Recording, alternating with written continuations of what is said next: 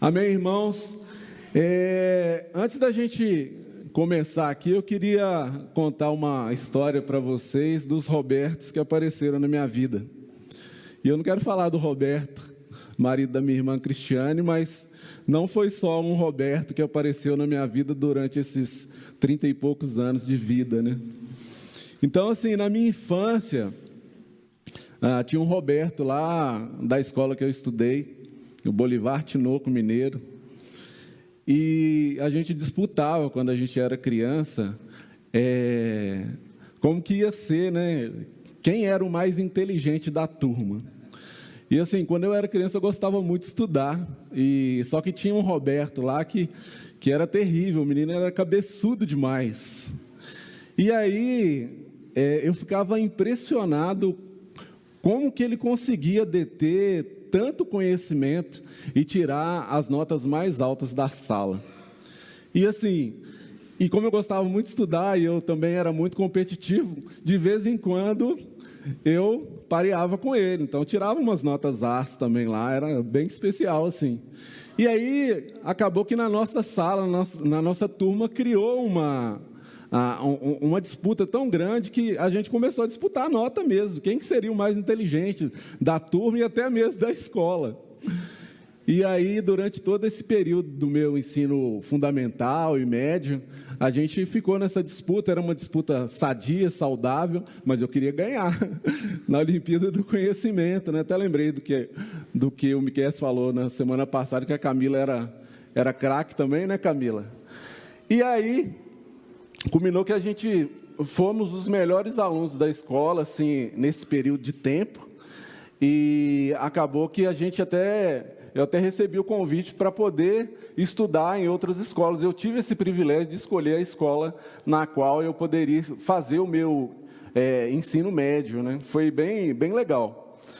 E aí passou o tempo e eu perdi um pouco de contato aí com esse Roberto, apesar de ser uma pessoa bem inteligente, muito especial.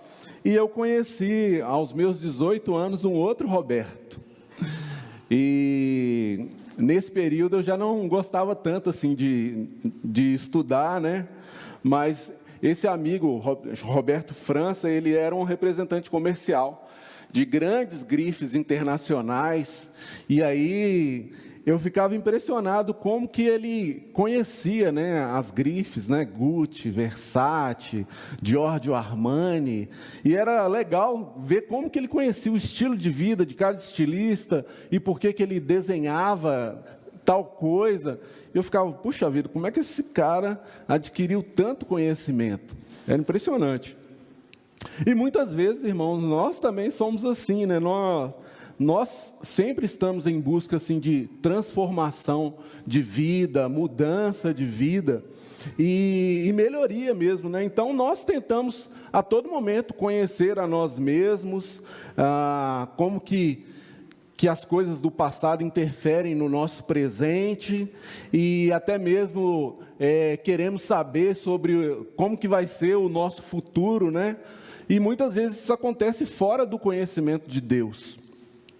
E eu acredito que muitos aqui já recorreram, né, a pessoas que julgam ter conhecimento, assim, um conhecimento mais elevado, e alguns que não têm o conhecimento de Deus, ou até mesmo quem tem, né, buscam até a psicanálise, né, e fazem aquela tal de regressão para conhecer os aspectos do passado e tudo. E muitos até recorrem às previsões do futuro, né? A médiums e tudo, e até mesmo horóscopo, né? Para saber, puxa, como que vai ser o meu mês, meu dia, minha semana. E isso a Bíblia ela reprova claramente. A gente vê, estudando as Escrituras, que isso é reprovável, né? Querer conhecer o futuro. A gente não precisa querer conhecer o futuro, porque Deus sabe todas as coisas. Mas infelizmente, pela falta de conhecimento de Deus, muitos procuram isso. Eu adorava o horóscopo. Ficava todo dia pensando assim, nossa, como é que vai ser o meu futuro e tudo e tal. Depois que eu tive conhecimento de Deus, que eu abandonei, graças a Deus, essas coisas. E o interessante é que, durante quase 30 anos assim, da minha vida, eu pude, assim, Na verdade, eu nunca tinha atentado para o tipo de conhecimento que é o conhecimento mais importante para a nossa vida, que é o conhecimento de Deus. Então, conhecer a Deus é o que tem transformado assim a minha vida nesses últimos tempos de maneira assim profunda. Tem me ajudado a reconhecer os meus erros, as minhas falhas. Eu sou pecador, eu tenho muitos erros, muitas falhas, e o estudo do conhecimento de Deus tem me ajudado a conhecer a mim mesmo, né? Como mal, como pecador, que precisa de alguém para poder me ensinar o caminho da verdade diariamente, né? Muitos erros com amigos, com familiares, e estudando quem é Deus, proporciona a gente saber quem a gente é e o quanto a gente precisa dele também, para poder resolver as situações da nossa vida. Tem me ajudado muito, o conhecimento de Deus tem me ajudado muito a compreender os aspectos da minha salvação por meio de Jesus Cristo. E eu acho que não é só quando a gente se converte que a gente precisa conhecer os aspectos da nossa salvação, mas dia após dia, semana após semana, é por isso que a gente ceia, a gente precisa de conhecer os aspectos da nossa salvação, porque nós já fomos salvos, estamos sendo salvos e seremos salvos. Quando Jesus retornar para poder mostrar para a gente tudo que Ele fez, né, na íntegra, e a gente vai louvá-lo eternamente.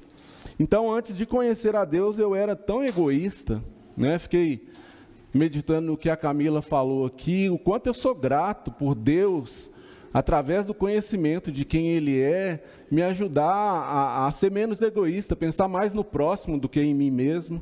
Irmãos, eu era tão egoísta que eu não queria nem receber ninguém na minha casa, né? Por vergonha, por medo às vezes, né? De ter que agradar as pessoas. E hoje, graças a Deus, puxa, minha casa está aberta para os irmãos, para poder ter boas conversas. Isso é tão especial, sabe? E hoje, através da busca de conhecer a Deus, é que eu tenho aprendido como nós somos pecadores e quanto Deus é grande. E Deus tem me chamado a conhecê-lo cada vez mais, e o chamado de hoje é esse também, que você queira conhecer a Deus cada vez mais. E para conhecer a Deus, a Bíblia fala que é preciso esforço, irmãos. Ninguém vai conhecer a Deus se não se esforçar para conhecê-lo. Em Oséias, capítulo 6, versículo 3, olha o que a Bíblia fala. Tem uma passagem que ela diz assim, Oséias 6, 3, conheçamos o Senhor, esforcemo-nos por conhecê-lo. Tão certo como nasce o sol, ele aparecerá. Virá para nós como as chuvas de inverno, como as chuvas de primavera que regam a terra. Tão certo, irmãos, como o sol nasce, como a chuva cai, Deus aparecerá se a gente tiver o esforço de conhecê-lo. Nós precisamos nos esforçar para conhecê-lo cada vez mais, e é para isso que nós estamos aqui nessa manhã, amém? Então nós precisamos orar e buscar entendimento, né? Que Deus mesmo, por meio de sua palavra, Ele se revela a cada um de nós, e é por isso que nós estamos aqui, por isso é tão importante conhecermos os atributos de Deus, que vão trazer impacto profundo em nossas vidas, hoje, amanhã e sempre. Então o tema de hoje é o conhecimento de Deus, e o atributo de Deus que eu gostaria de abordar, de compartilhar, é a onisciência de Deus. Nós vamos estudar o que é a onisciência de Deus. E a Bíblia, ela ensina que Deus é onisciente. E o que significa isso, irmãos? O que é um ser onisciente? A Helenice até colocou lá no convite, né? É aquele que possui um saber absoluto, pleno, que tem conhecimento infinito sobre todas as coisas. Em resumo, é aquele que conhece todas as coisas, tudo sobre o universo, sobre cada um de nós, sobre a natureza, sobre todos os aspectos de todas as coisas que existem nos céus e na terra. Isso é um ser onisciente, e Deus é o único que é um ser onisciente. Somente Ele sabe todas as coisas. Então, Deus é o único capaz de conhecer tudo e a todos de maneira plena, né?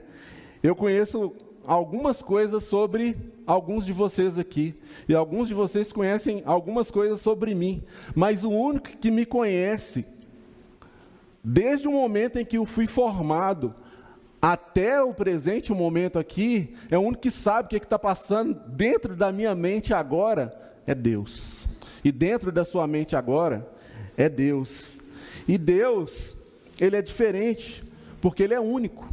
Ele é o único que conhece você e eu por completo. E Ele sabe tudo sobre a sua vida. Pensa isso, Ele sabe tudo sobre a sua vida. Tudo que já aconteceu, desde os seus primeiros dias até os seus melhores momentos, e tudo que acontecerá no seu futuro de vida também. Deus é o único que conhece todas as coisas. Ele conhece perfeitamente qualquer criatura ou ser criado por Ele mesmo. Sejam seres humanos, sejam seres espirituais, somente Ele conhece tudo, né? Todas as coisas visíveis, as invisíveis. Deus conhece tudo que é real. Por isso Ele é onisciente.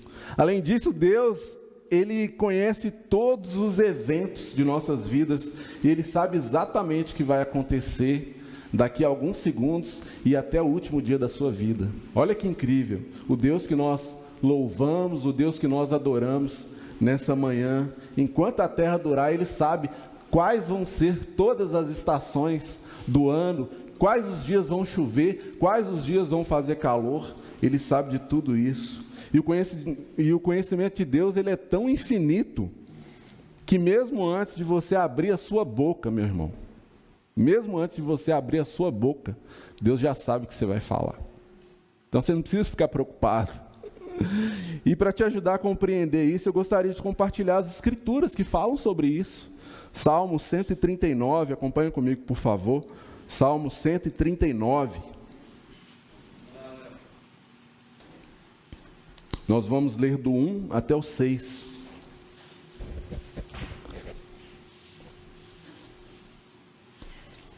Sua Bíblia está ligada aí?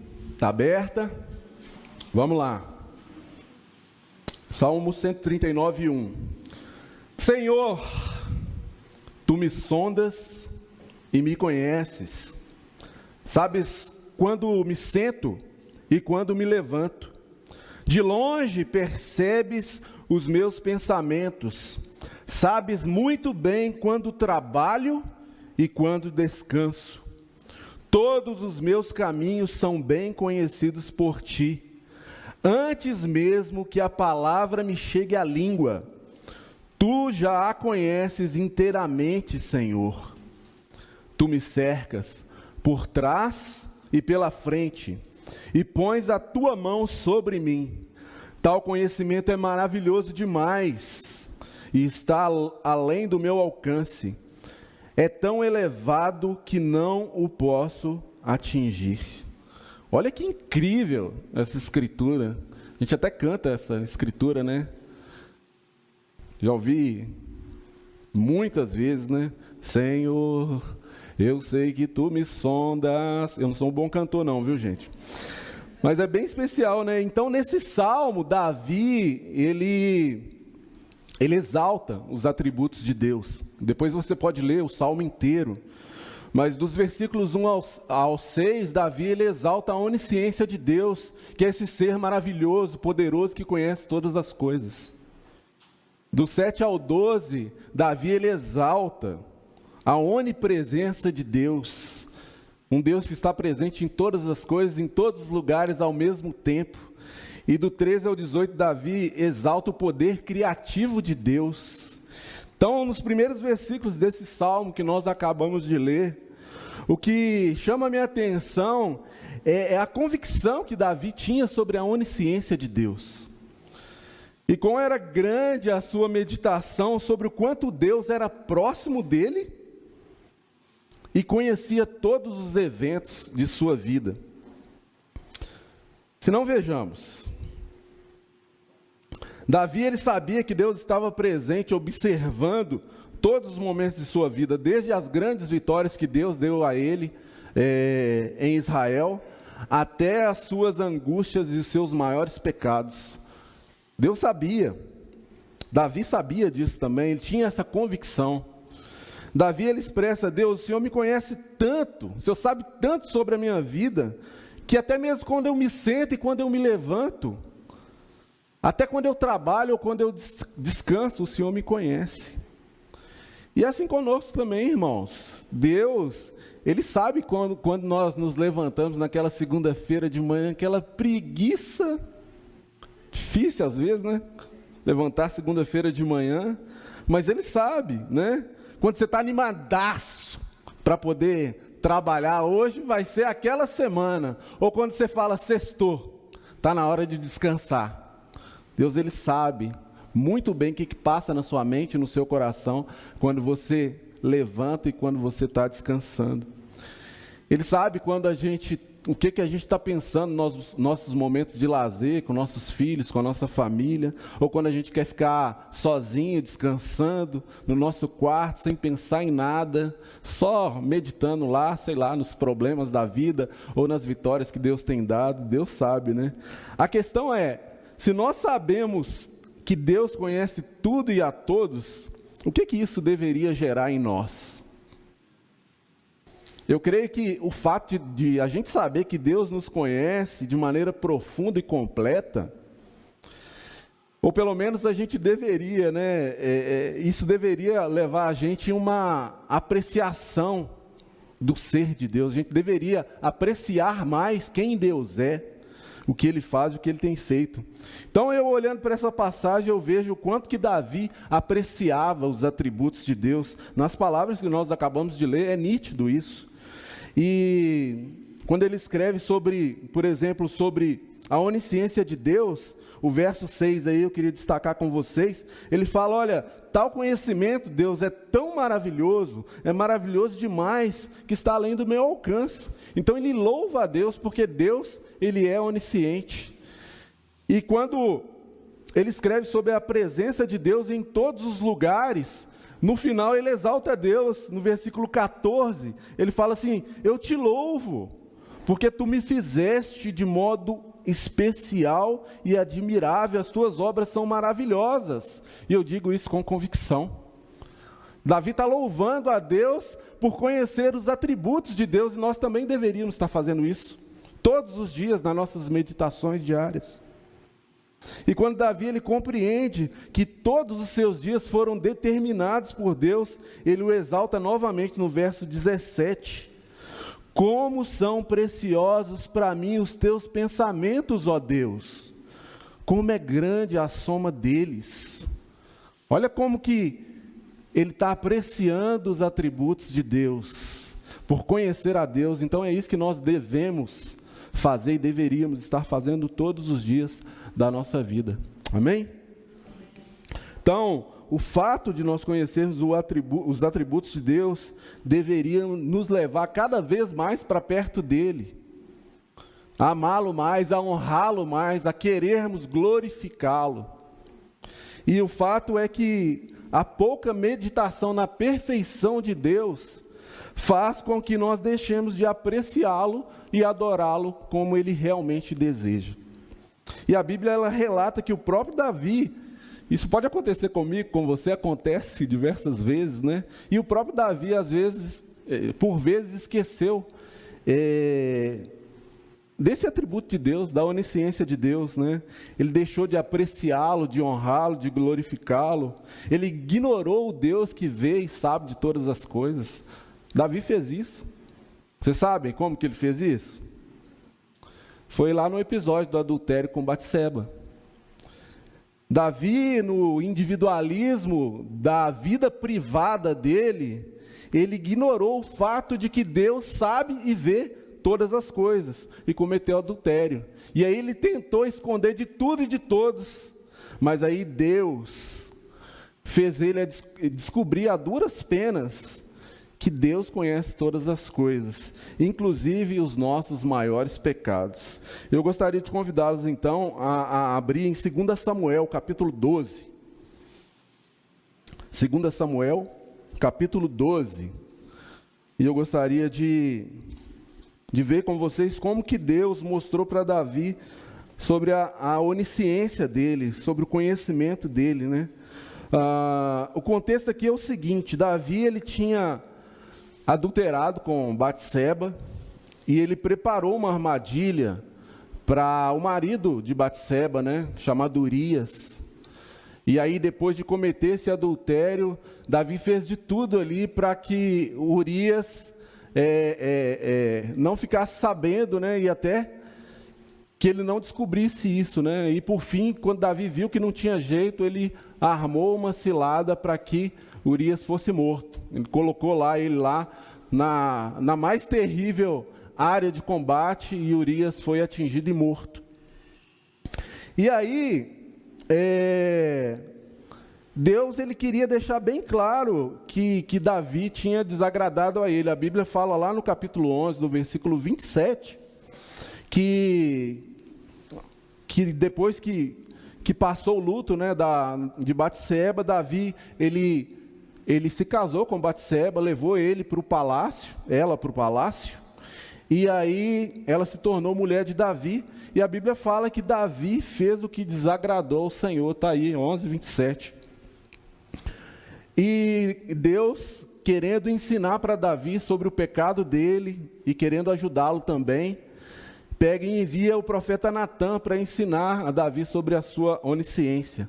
E Natã, ele conta uma parábola, né, que tinha um rico que tinha muitos cordeiros e tinha um pobre que só tinha uma cordeirinha só.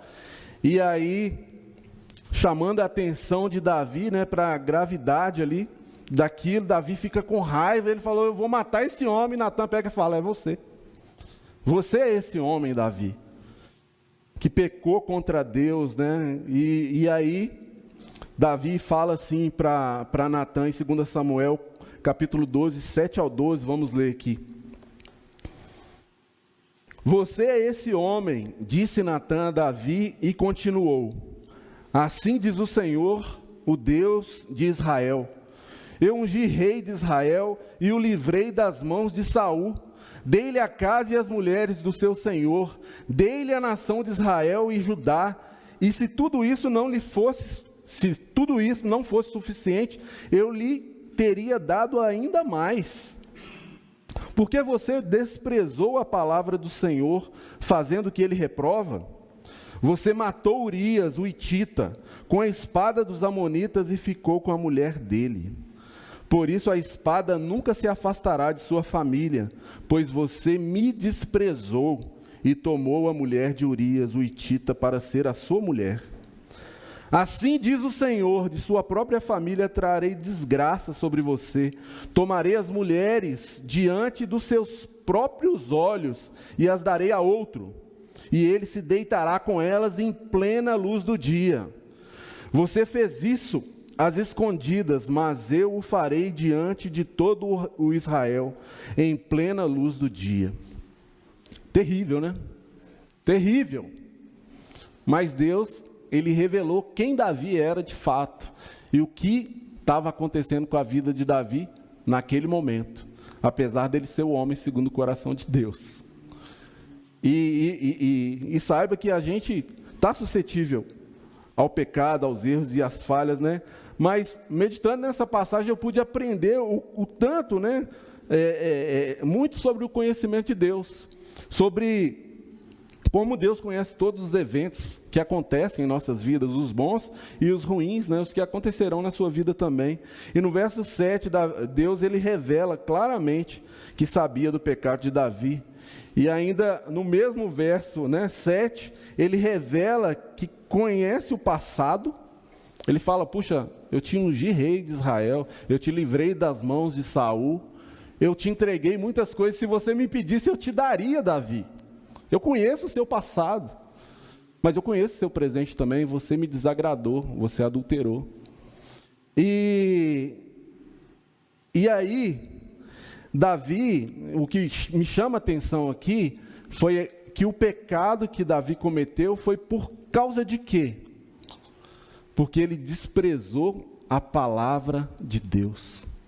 Davi desprezou a palavra de Deus. Ele fala: puxa, você desprezou a minha palavra. Os 10 mandamentos falam, né? Não adulterarás. Então ele desprezou a palavra de Deus, e ao desprezar a palavra de Deus, ele desprezou o próprio Deus. Deus fala isso com ele: olha, você desprezou a minha palavra, e quando você despreza a minha palavra, você está me desprezando. E você já parou para pensar nisso? Desprezar a palavra de Deus, você está desprezando o próprio Deus? Isso é forte pra caramba. Eu falei, puxa vida, como que eu devo, né, meditar mais na palavra de Deus para poder ser melhor conhecido por Ele, né? E para Ele me mostrar verdadeiramente quem eu sou. Porque a palavra de Deus, irmãos, ela é como um espelho que revela quem a gente é e nos revela quem Deus é. Por isso que a gente precisa meditar dia e noite. Então, talvez seja por isso que o autor de Hebreus, lá no capítulo 4, no versículo 13, ele fala que nada em toda criação está oculto aos olhos de Deus, tudo está descoberto e exposto diante aquele a quem havemos de prestar contas. Mas voltando assim para 2 Samuel, eu enxerguei aqui algo maravilhoso. E eu gostaria de trazer também uma aplicação para a gente hoje. Depois de ouvir a palavra de Deus por meio de Natã, Davi ele declara aí no versículo 13, um versículo após do que a gente leu. Então Davi disse a Natã: pequei contra o Senhor.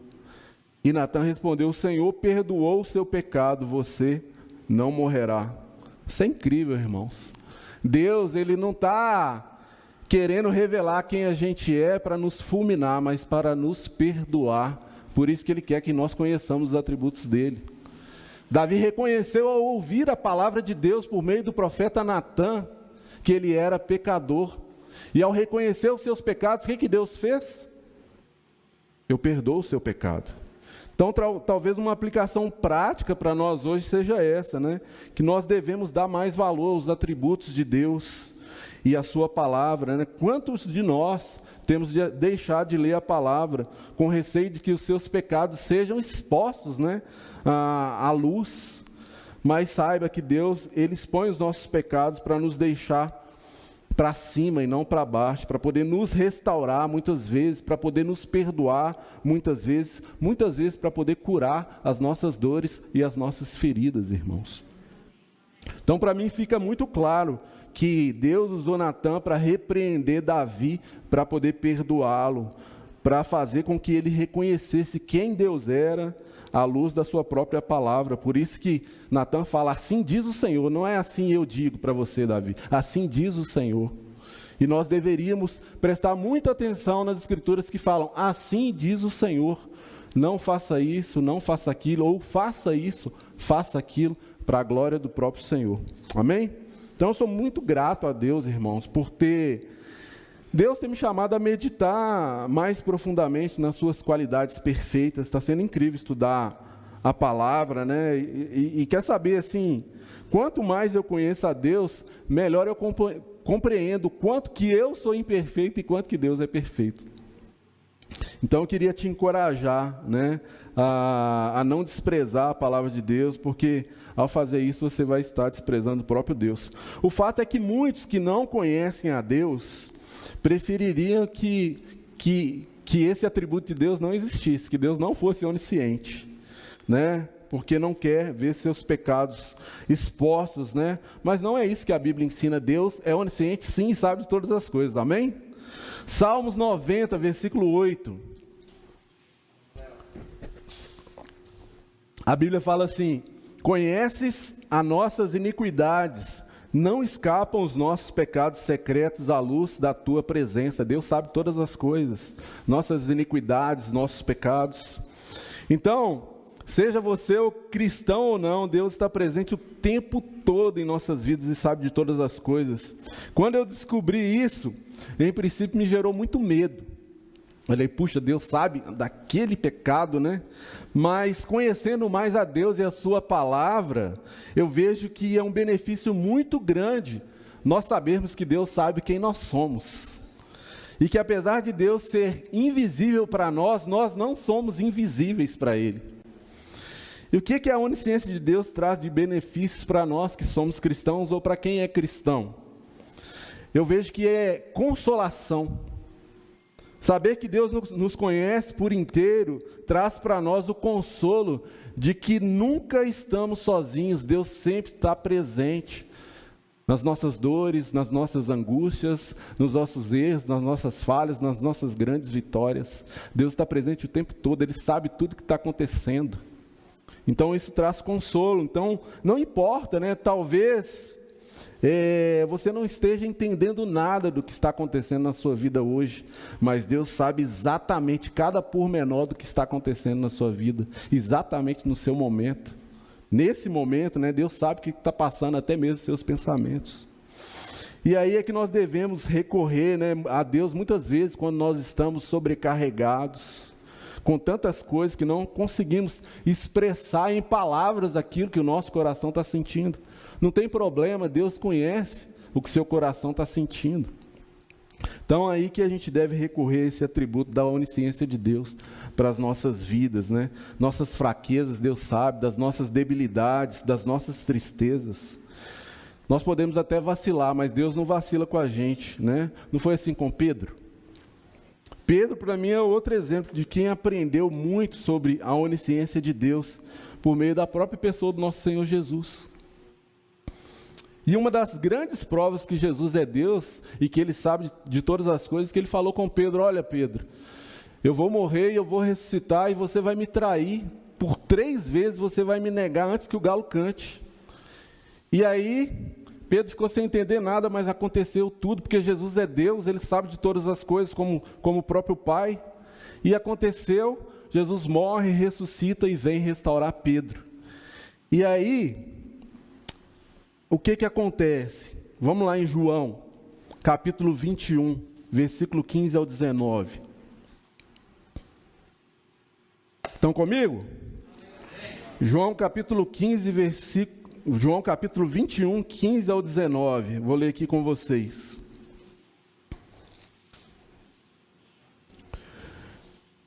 Jesus restaura Pedro. Depois de comerem, Jesus perguntou a Simão Pedro: Simão, filho de João, você me ama mais do que estes? Disse ele: sim, Senhor, tu sabes que te amo. Disse Jesus: cuide dos meus cordeiros. Novamente Jesus disse: Simão, filho de João, você me ama? Ele respondeu: sim, Senhor, tu sabes que te amo.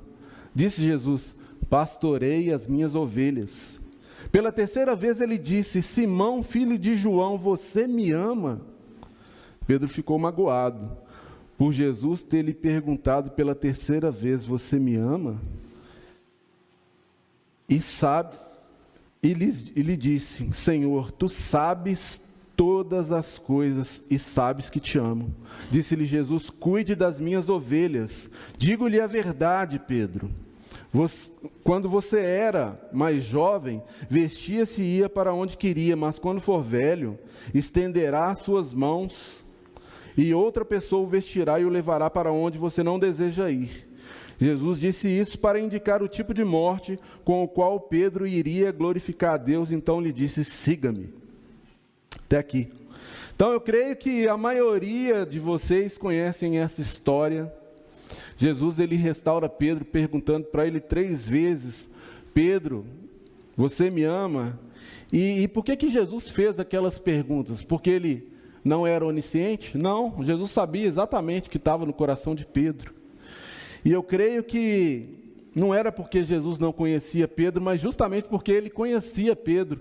E ele sabia que ao fazer aquelas perguntas, Pedro compreenderia o que Jesus queria da vida dele, que era que ele pastoreasse, cuidasse das ovelhas, né? E é interessante que Pedro fala no versículo 17, que Jesus sabe de todas as coisas. Isso indica a onisciência de Jesus. E logo em seguida, quando Pedro ele compreende que Jesus sabe todas as coisas, Jesus fala: eu também conheço o seu futuro. Eu vou te falar o que vai acontecer na sua vida e como você vai glorificar o meu nome. E depois de pastorear, cuidar das ovelhas, você também vai ser crucificado. Mostrando que Deus, né, Jesus conhece o futuro. E é assim conosco. Jesus sabe exatamente a maneira com a qual nós vamos glorificar o nome dele aqui na terra. A partir do momento que nós entregamos a nossa vida para ele, ele sabe todos os eventos da nossa vida, o seu tipo de serviço na igreja, na vida, com seus amigos, com seus familiares. Jesus sabe de todas as coisas, por isso ele é onisciente. Isso deve ser um estímulo para as nossas orações, irmãos. Olha, Jesus, me ajude a fazer a sua vontade, me ajuda a cumprir o seu propósito, né? Deus conhece as intenções, os nossos pensamentos, e mesmo que tenha 1 milhão de pessoas orando a Deus ao mesmo tempo, Deus consegue ouvir as nossas orações como se fosse uma única pessoa. Olha como que nosso Deus é maravilhoso, irmãos. Então, para caminharmos para o final, o que eu gostaria de falar é que o conhecimento de Deus tem muito a ver com o próprio propósito de Deus. E a essa altura que nós já entendemos que Deus conhece todas as coisas, né? E todas as coisas mesmo, tanto de nós cristãos como de não cristãos, de todos mesmo, né? E isso me ajuda porque eu posso viver os meus dias na certeza de que o propósito de Deus vai se cumprir na minha vida e na vida de todos aqueles que Ele criou. Tanto de nós cristãos, como de todos que vivem ao nosso redor.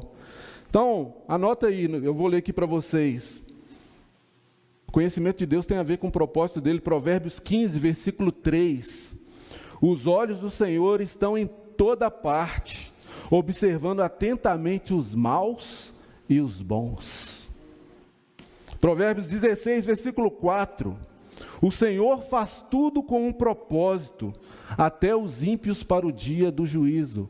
Deus sabe de todas as coisas. Salmo 138, versículo 8. O Senhor cumprirá o seu propósito para comigo, para com você. Teu amor, Senhor, permanece para sempre. Não abandones as obras das suas mãos. Isaías 46, versículo 10 ao 11. Desde o início faço conhecido o fim, desde os tempos remotos o que ainda virá. Digo, meu propósito permanecerá de pé, e eu farei o que me agrada. Do Oriente convoco uma ave de rapina, de uma terra bem distante um homem para cumprir o meu propósito. O que eu disse, isso farei acontecer, o que planejei, isso eu farei. Esse é o nosso Deus onisciente, amém? Então, irmãos e amigos, a Bíblia fala que o propósito de Deus continua de pé. A verdade é que nada nesse mundo ocorre sem a permissão ou a determinação de Deus. E Deus, que conhece todas as coisas, que nos deixou revelado em sua palavra, as coisas que já aconteceram, a gente vê isso nos eventos da história de Israel, nos eventos da história do nosso próprio Senhor Jesus. Quantas profecias sobre Jesus que os profetas diriam que iria acontecer e aconteceram, e quantas coisas ainda estão por vir que a Bíblia nos revela que irão de acontecer. E é por isso que a gente precisa estudá-la constantemente e diariamente. E a Bíblia está recheada de coisas que irão acontecer. Então, antes da gente ler a última escritura, eu queria trazer algumas aplicações práticas para o nosso dia a dia. A primeira é saber que esse Deus maravilhoso e onisciente, isso deveria nos levar a apreciá-lo mais, como eu já disse, né? Como é maravilhoso saber que existe um Deus que, além de eterno, conhece todas as coisas, todos os eventos da nossa vida. Vamos apreciar esse nosso Deus. Também, saber que Deus é onisciente deveria trazer para a gente um desejo de que os impulsos do nosso pecado fossem refreados, né? Saber que Deus não só nos conhece, mas também nos observa o tempo todo, deveria fazer a gente meditar: puxa, será que Deus está se agradando com isso que eu estou fazendo? Então, por fim, conhecer a Deus que se revela onisciente nas Escrituras deveria nos levar a adorá-lo com mais intensidade, porque Deus é o único que nos vê e deseja sempre o melhor para cada um de nós, está conosco o tempo todo. Então, para poder finalizar, eu queria ler com vocês Apocalipse, o Deus que sabe todas as coisas e revela o que há de acontecer em breve. O início de Apocalipse fala que em breve há de acontecer todas essas coisas, e é por isso que nós estamos aqui nessa manhã adorando, glorificando, louvando, orando, pregando. E Apocalipse capítulo 7, se você tem Jesus como Senhor da sua vida, pode ter certeza, essas palavras são dignas e verdadeiras, dignas de confiança. Nos versículos 13 ao 17, olha o que está para acontecer na sua vida, meu irmão e minha irmã. Então um dos anciãos me perguntou: quem são estes que estão vestidos de branco e de onde vieram? Respondi: Senhor, tu sabes. E ele disse: estes são os que vieram da grande tribulação e lavaram as suas vestes e as alvejaram no sangue do Cordeiro. Por isso, eles estão diante do trono de Deus e o servem dia e noite em seu santuário. E aquele que está sentado no trono estenderá sobre eles o seu tabernáculo. Nunca mais terão fome, nunca mais terão sede. Não os afligirá o sol, nem qualquer calor abrasador, pois o Cordeiro está no centro do trono. Será o seu pastor, ele os guiará às fontes de água viva, e Deus enxugará dos seus olhos toda lágrima. Se você crê que Jesus lavou os seus pecados, é isso que está para acontecer na sua vida, e eu queria que isso te animasse nessa manhã. Não importa, né, o que nós estamos vivendo nesses últimos tempos, são grandes desafios, pandemias, pressões, depressões, o mundo querendo evangelizar a igreja, querendo falar que é certo aquilo que é errado e errado que é certo. Mas eu quero te encorajar a pensar na onisciência de Deus. Deus está no controle de tudo, irmãos. E Ele não vai permitir que nada aconteça com aqueles que Ele escolheu. Então não importa as tribulações, por amor a Cristo, vamos crer pela fé e viver eternamente com Ele. Então os que foram lavados pelo sangue de Jesus vão servi-lo eternamente, essa é a promessa da Bíblia. Vamos orar. Querido Deus Pai, muito obrigado, Senhor. Obrigado porque o Senhor é o conhecedor e o detentor de todas as coisas nos céus e na terra. Obrigado, Senhor, pela sua revelação, obrigado pela sua palavra. Obrigado, Jesus, porque o Senhor está no seu trono nesse momento, intercedendo por nós para a gente chegar até o final. Obrigado, Espírito Santo, por o Senhor habitar no coração de todo aquele que foi lavado pelo sangue de Jesus. Obrigado, Senhor, porque o Senhor está caminhando conosco o tempo todo, conhece as nossas aflições, conhece as nossas angústias, as nossas indignações, as nossas derrotas e as nossas vitórias. Obrigado, Deus, porque eu sei que é o Senhor que está conosco. Fica com a gente, nos ajuda a te servir, a te adorar, a te glorificar, hoje, amanhã e sempre, em nome de Jesus. Amém. É isso, irmãos.